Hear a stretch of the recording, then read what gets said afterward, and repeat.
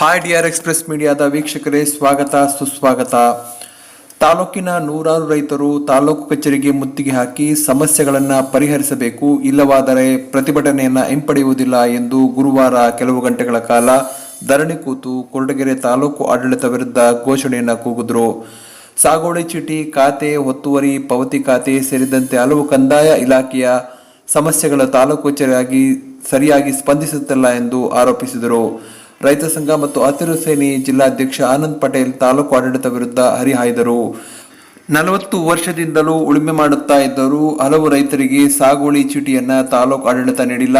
ಅದೇ ರೀತಿಯಾಗಿ ಕಿಮ್ಮತ್ತು ಕಟ್ಟಿ ಸಾಗುವಳಿ ಚೀಟಿ ನೀಡಿದ್ದರೂ ಸಹ ಖಾತೆಯನ್ನು ಸಹ ಮಾಡಿಕೊಟ್ಟಿಲ್ಲ. ಈ ರೀತಿ ಧೋರಣೆ ಯಾಕೆ ನಡೆಯುತ್ತಿದೆ ಎಂದು ಪ್ರಶ್ನಿಸಿದರು. ಅರ್ಜಿ ಹಾಕಿದ ಅರ್ಹ ರೈತರನ್ನು ಬಿಟ್ಟು ಬೇರೆಯವರಿಗೆ ಭೂಮಿಯನ್ನು ಮಂಜೂರು ಮಾಡಿದ್ದಾರೆ. ಪ್ರತಿಯೊಂದು ಕಡೆಯೂ ರೈತರಿಗೆ ಅನ್ಯಾಯ ನಡೆಯುತ್ತಿದ್ದು, ಯಾವುದೇ ತಾರತಮ್ಯ ಇಲ್ಲದೆ ಪಾರದರ್ಶಕವಾಗಿ ನ್ಯಾಯ ಸಿಗಬೇಕು ಎಂದು ಒತ್ತಾಯಿಸಿದರು. ತಾಲೂಕು ಕಚೇರಿ ಕೆಲ ಕಾಲ ಪರಿಸ್ಥಿತಿ ವಿಕೋಪಕ್ಕೆ ತಿರುಗಿ ನಂತರ ಪೊಲೀಸರು ನಿಯಂತ್ರಿಸಲು ಹರಸಾಹಸಪಟ್ಟರು. ಉಪವಿಭಾಗಾಧಿಕಾರಿ ಡಾಕ್ಟರ್ ನಂದಿನಿ ದೇವಿ ಮಧ್ಯಪ್ರವೇಶಿಸಿ ತಿಳಿಗೊಳಿಸಿ ಪರಿಹಾರ ನೀಡುವಂತೆ ಭರವಸೆ ನೀಡಿದರು. ಪ್ರತಿಭಟನೆಯಲ್ಲಿ ರೈತ ಸಂಘದ ತಾಲೂಕು ಅಧ್ಯಕ್ಷ ಸಿದ್ದರಾಜು, ಕಾರ್ಯದರ್ಶಿ ಪ್ರಸನ್ನಕುಮಾರ್, ಉಪಾಧ್ಯಕ್ಷ ಪುಟ್ಟರಾಜು, ಜಿಲ್ಲಾ ಕಾರ್ಯದರ್ಶಿ ರುದ್ರೇಶ್ ಗೌಡ, ತಾಲೂಕು ಸಂಚಾಲಕ ಮಂಜುನಾಥ್, ಮಲ್ಲೇಶ್, ರೈತ ಮುಖಂಡರಾದ ಕುಮಾರ್ ನಾಯ್ಕ, ನಾಗಭೂಷಣ್, ಬಸವರಾಜು ಸೇರಿದಂತೆ ನೂರಾರು ರೈತರು ಹಾಜರಿದ್ದರು.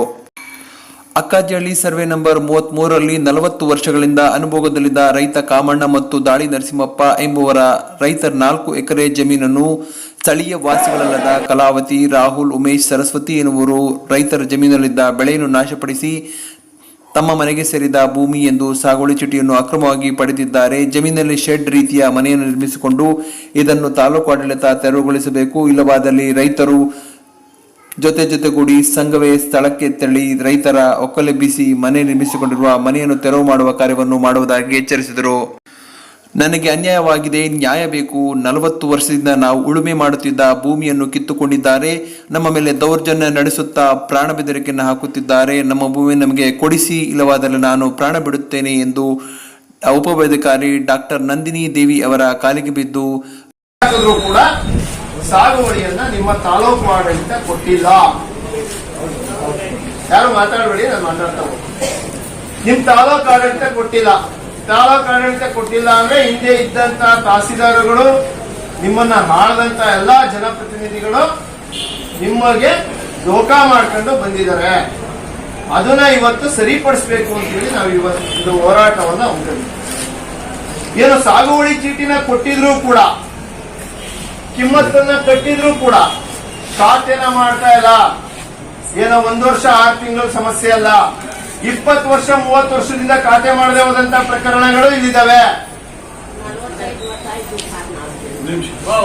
ಅದ್ರ ಜೊತೆಗೆ ಅರ್ಜಿ ಹಾಕಿ ಸಾಗುವಳಿ ಮಾಡ್ತಾ ಇದ್ರು ಕೂಡ ಅದೇ ಸರ್ವೆ ನಂಬರ್ ನಲ್ಲಿ ಪಕ್ಕದವನಿಗೆ ಮಂಜೂರು ಆಗ್ತದೆ, ಇನ್ನೊಬ್ಬ ನಮ್ಮ ಪಕ್ಕದವನಿಗೆ ಬೇರೆ ಕಾರಣಕ್ಕೆ ರಿಜೆಕ್ಟ್ ಆಯ್ತದೆ, ನಮ್ಗೆ ಮಂಜೂರು ಆಗೋದಿಲ್ಲ ಅಂದ್ರೆ ಇದಕ್ಕೆ ಕಾರಣರು ಯಾರು? ಒಂದೇ ಸರ್ವೆ ನಂಬರು, ಒಂದೇ ಊರು, 3 ಜನ ರೈತರು ಅರ್ಜಿ ಹಾಕ್ತಿವೆ.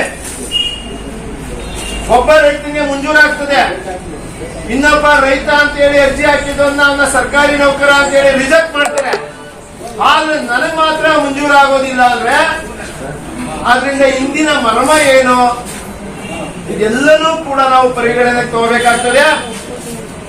ಏನು ಇವತ್ತು ಖಾತೆ ಮಾಡದಲೇ ಇರೋದಾಗಿ ಎಷ್ಟು ದಿನದೊಳಗಾಗಿ ಕೊಡ್ತಾರೆ ಅಂತೇಳಿ, ನಮ್ಮ ಸಮಸ್ಯೆಗಳು ಖಾತೆ ಎಷ್ಟು ದಿನದೊಳಗಾಗಿ ಮಾಡ್ತಾರೆ, ಸಾಗುವಳಿ ಚೀಟಿಯನ್ನ ಎಷ್ಟು ದಿನದೊಳಗೆ ಕೊಡ್ತಾರೆ ಅಂತೇಳಿ ಇವತ್ತು AC ಮೇಡಮ್ ಅವರು ಹೇಳ್ಬೇಕಾಗ್ತದೆ. ಅದನ್ನ ಹೇಳ್ತಾರೆ, ಟೈಮಿಂಗ್ ಅನ್ನ ಒಂದು ದಿನಾಂಕವನ್ನ ನಿಗದಿ ಮಾಡ್ತಾರೆ.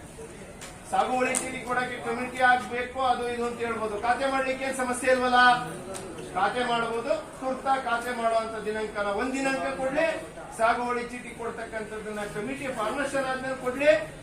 ಮತ್ತೆ ಇನ್ನು ಉಳಿದಂತೆ ಅಕ್ಕಾಜಂನಲ್ಲಿ ಸರ್ವೆ ನಂಬರ್ ನಲ್ಲಿ ನೀವೇನು ಆರ್ಟಿಕಲ್ಚರ್ ಡಿಪಾರ್ಟ್ಮೆಂಟ್ಗೆ ತೋಟಗಾರಿಕೆಗೆ ಕೊಟ್ಬಿಟ್ಟಿದ್ದಾರೆ, ಅದರಿಂದ ನಾವು ಕ್ಯಾರಿಕಟ್ ಮಾಡಬೇಕು, ಜಾಸ್ತಿ ಕೊಟ್ಬಿಟ್ಟಿದ್ದಾರೆ, ಅರ್ಜಿ ಹಾಕಿದ್ದಾರೆ ಅಂತ ಹೇಳ್ತಕ್ಕಂಥದ್ದು ಇದೆಯಲ್ಲ, ಅದು ನಮಗೆ ಸಂಬಂಧಿಸಿರತಕ್ಕಂತ ವಿಚಾರ. ನಾನು ಅಲ್ಲಿ ಉಳುಮೆ ಮಾಡ್ತಾ ಇದ್ದೀನಿ, 30 ವರ್ಷದಿಂದ ಉಳುಮೆ ಮಾಡ್ಕೊಂಡ್ ಬಂದಿದ್ದೀನಿ, ನಾನು ಅರ್ಜಿ ಹಾಕಿದ್ದೀನಿ, ನನಗೆ ಭೂಮಿ ಕೊಡ್ಬೇಕು ಸರ್ಕಾರ. ನಾವು ತೋಟಗಾರಿಕೆ ಕೊಡಿ ಅಂತ ಹೇಳಿದ್ದು ಬಿಟ್ಟಿದ್ದು ಬೇರೆ ಪ್ರಶ್ನೆ, ಅವ್ರು ಕೊಟ್ಟಿರ್ಬೋದು. ಆಗ ನನ್ನ ಅರ್ಜಿನೂ ಕೂಡ ಸ್ವೀಕಾರ ಮಾಡುವಂತ ಸಂದರ್ಭದಲ್ಲಿ ಇದು ತೋಟಗಾರಿಕೆ ವ್ಯಾಪ್ತಿಗೆ ಬರ್ತಕ್ಕಂತ ಭೂಮಿ, ನೀವು ಅರ್ಜಿ ಹಾಕ್ಬೇಡ ಅಂತ ಹೇಳಿ ರೈತಂಗೆ ಹೇಳ್ಬೇಕಾಯ್ತು. ಒಂದ್ ನಿಮಿಷ ಇರ್ರಿ, ಅರ್ಜಿನ ಹಾಕ್ಬೇಡ ಅಂತ ರೈತಂಗೆ ಹೇಳ್ಬೇಕಾಯ್ತು. ಆಕಸ್ಕೊಂಡ್ಬಿಟ್ಟು ಉದಾಸೀನದ ಮಾತುಗಳನ್ನ ಆಡಬಾರ್ದು. ಅಕಸ್ಮಾತ್ ಏನಾದ್ರೂ ಅದು ತೋಟಗಾರಿಕೆ ಜಮೀನೇ ಆಗಿದ್ರು ಕೂಡ ನಮಗೆ ಬೇರೆ ಜಾಗವನ್ನ ಗುರುತಿಸಿ ಕೊಟ್ಟು ಅಲ್ಲಿ ಬೇಕಾದ್ರೆ ತೋಟಗಾರಿಕೆ ಪಡ್ಕೊಳ್ಳಿ. ಅದರಿಂದ ಯಾರು ಕೂಡ ನನ್ನ ಜಮೀನು ಹೊಂಟೋಗ್ತದೆ ಆ ತೋಟಗಾರಿಕೆ ಇರುತ್ತೆ ಅಂತ ಹೇಳಿ ದುಡ್ಡಿಗೆಡಬೇಡಿ. ನೀವಿರ್ತಕ್ಕಂತ ಜಮೀನು ನಿಮ್ದೆ, ನೀವೇ ಉಳುಮೆ ಮಾಡ್ತಾ ಇದೀರಿ, ನೀವೇ ಓನರ್ ಇದ್ದೀರಿ.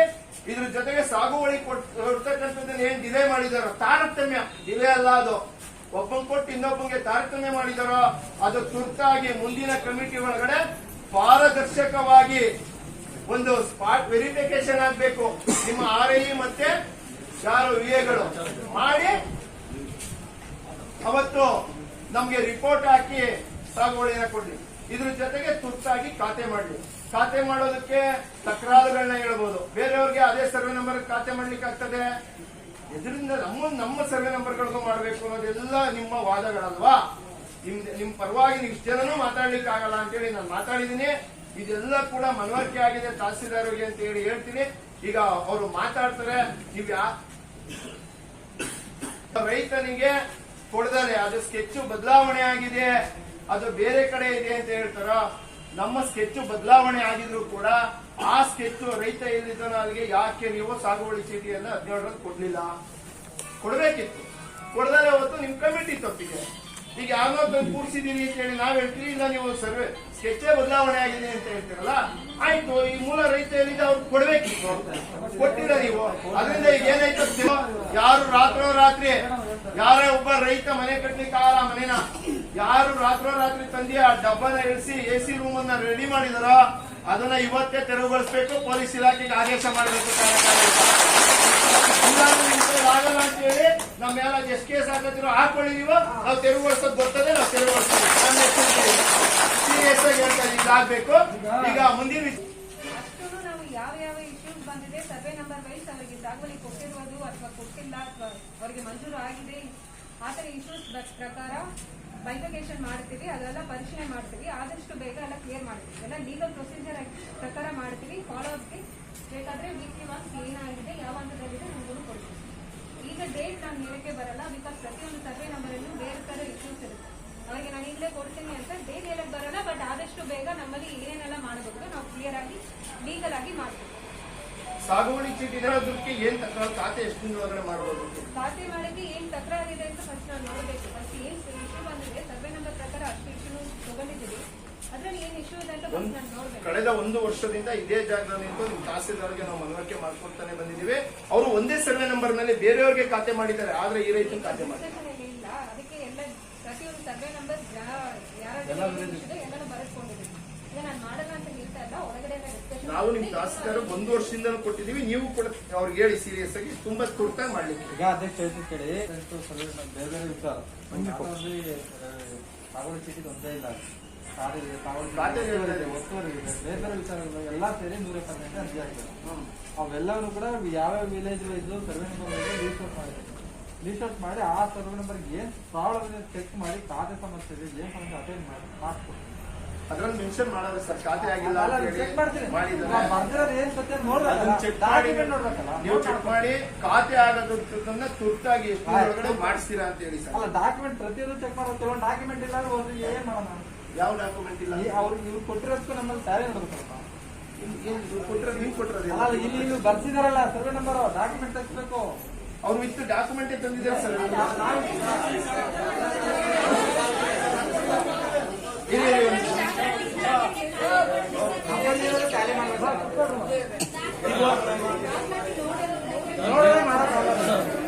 ಮೇಜರ್ ಇಶ್ಯೂ ಏನಿದೆ ಅದೇ ಕಾಮಣ್ಣ ದಾಳಿ ಅದು ವಿಚಾರವಾಗಿ ಏನ್ ಮಾತಾಡ್ತೀರ? ಅದನ್ನ ಹೇಳಿರಿ. ಇಲ್ಲಿ ಹೊರಗಡೆ ಇಲ್ಲೇ ಹೇಳ್ಬಿಡ್ತಾರೆ. ಅಲ್ಲಿ ಸಾಗುವಳಿ ಕೊಟ್ಟಿರೋದು ತಪ್ಪಂತ ಇದ್ರೆ AC ಕೋರ್ಟಲ್ಲಿ ಕೇಸ್ ನಡೀತಾ ಇದೆ, ಎವಿಡೆನ್ಸ್ ತಗೊಂಡು ನಾನು ಡಿಸಿಷನ್ ತಗೊಳ್ತೇನೆ ಅಂತ ಹೇಳಿದ್ರು. ಇನ್ನೊಬ್ಬರಿಗೆ ಮಂಜೂರಾಗಿದೆ, ಸಾಗುವಳಿ ಕೊಟ್ಟಿಲ್ಲ ಅಂತ ಹೇಳ್ತಾ ಇದ್ರು, ಕಿಮ್ಮತ್ ಕಟ್ಟಿದ್ದಾರೆ. ಅವರಿಗೆ ಅವ್ರು ಯಾವ ಬ್ಲಾಕ್ ಅಲ್ಲಿ ಇದ್ದಾರೆ ಅಂತ ಕನ್ಫರ್ಮ್ ಮಾಡ್ಕೊಂಡು ಅವರಿಗೆ ಸರ್ವೆ ಮಾಡ್ಕೊಂಡು ಅವರಿಗೆ ಕೊಡ್ತೀವಿ ಅಂತ ಹೇಳಿದ್ವಿ. ಅಕ್ಕಜಲ್ಲಿ ಸರ್ವೆ ನಂಬರ್ 33 ಅಲ್ಲಿ ಹಾರ್ಟಿಕಲ್ಚರ್ ಡಿಪಾರ್ಟ್ಮೆಂಟ್ಗೆ 271 acres ಇದೆ. ಅವರದ್ದು ಚಕ್ಬಂದಿ ಏನಿದೆ ಅವೆಲ್ಲ ನೋಡ್ಬಿಟ್ಟೇನೆ ಆ ಸರ್ವೆ ನಂಬರ್ ಡಿಸಿಷನ್ ತಗೊಳ್ಬೇಕು. ಸಾಗುವಳಿ ಕೊಟ್ಟಿರುವ ಮನೆ ಜಾಗದಲ್ಲಿ ಅವ್ರ ಮನೆ ಮಾಡಕ್ಕೆ ಪ್ರೊವಿಷನ್ ಇಲ್ಲ, ಅದಕ್ಕೆ ನಾವು ಲೀಗಲಿ ಪ್ರೊವಿಷನ್ಸ್ ತಗೊಳ್ತೀವಿ. ಏನ್ ಆಕ್ಷನ್ ತಗೋಬೇಕು ಅದು ನಾವು ತಗೊಳ್ತೀವಿ. ಲೀಗಲ್ ಆಕ್ಷನ್ ಎಲ್ಲ ಗವರ್ಮೆಂಟ್ ಸೈಡ್ ಇಂದ ನಾವೇ ತಗೊಳ್ತೀವಿ. ಯಾರಾದ್ರೂ ಪ್ರೈವೇಟ್ ಪರ್ಸನ್ ನಾವಾಗಿ ಏನಾದ್ರೂ ಮಾಡ್ತೀರಿ ಅಂತ ಇದ್ರೆ ದೆನ್ ಲೀಗಲ್ ಆಕ್ಷನ್ ನಿಮ್ಮ ಮೇಲೇನೂ ಆಗುತ್ತೆ. ಅದನ್ನು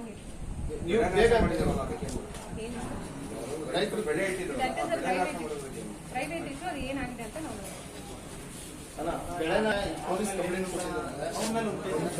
ಅದು ಮನೆಯನ್ನ ತೆರವುಗೊಳಿಸಲಿಕ್ಕೆ ಪೊಲೀಸ್ ಇಲಾಖೆ ಚೆಕ್ ಮಾಡಿ ಲೀಗಲಿ ಏನ್ ಮಾಡ್ಬೇಕು ನಾವು ಡಿಸ್ಕಸ್ ಮಾಡಿ ಮಾಡ್ತೀವಿ. ಎಷ್ಟು ದಿನದಾಗ ಮಾಡ್ತೀವಿ? ಅಲ್ಲ ಮನೆ ತೆರವುಗೊಳಿಸೋದು ಎಷ್ಟು ದಿನದಾಗ?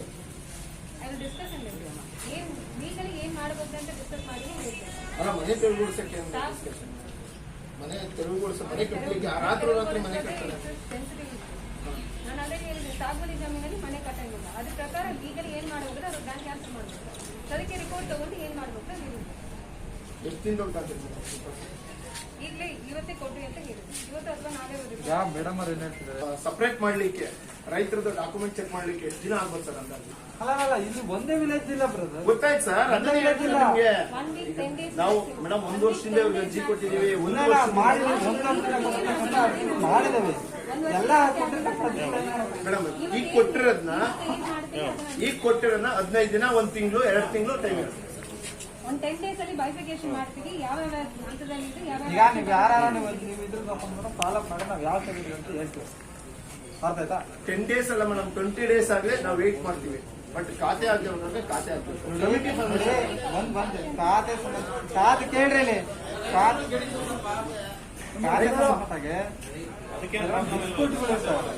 ಅರ್ಥ ಆಯ್ತಾ? ಓವರ್ ಖಾತೆ ಮಾಡಕ್ ಹೋದಾಗ ಗ್ರಾಂಟ್ ಫೈಲ್ ನೋಡಿದಾಗ ಅವ್ರ ಅಸವಲತ್ತು ಆಗ್ತೈತೆ ಹೋದ್ರೆ ಅವ್ರ ಬೇಸಿಗೆ 4 ಎಕರೆ 35 ಎಕರೆ ಜಾಸ್ತಿ ಜಮೀನು ಇರ್ತದೆ.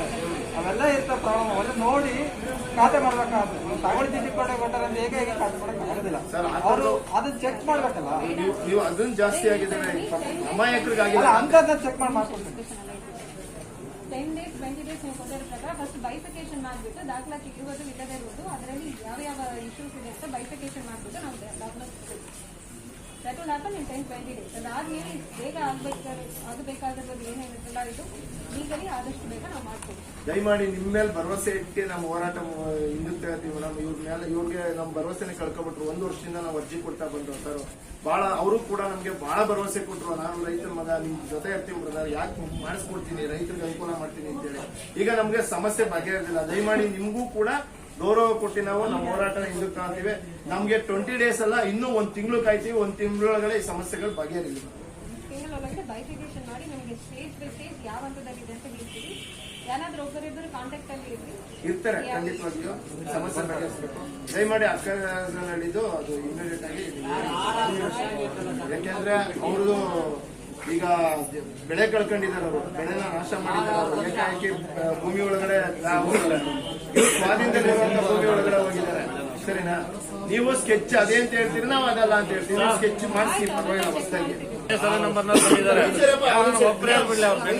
ಸ್ಥಳ ಪರಿಶೀಲನೆ ಮಾಡಿದ್ದೆ.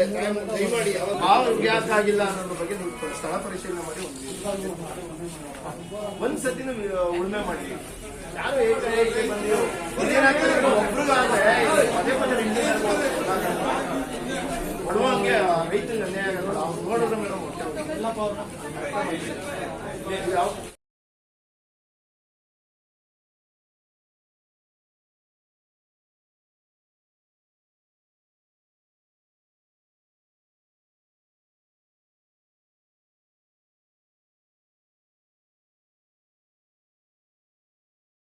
ನೋಡಿ ಬಿಡಪ್ಪ ಹಿಂದೆ ಬಿಡಪ್ಪ. ನೀನ್ ಯಾಕಪ್ಪ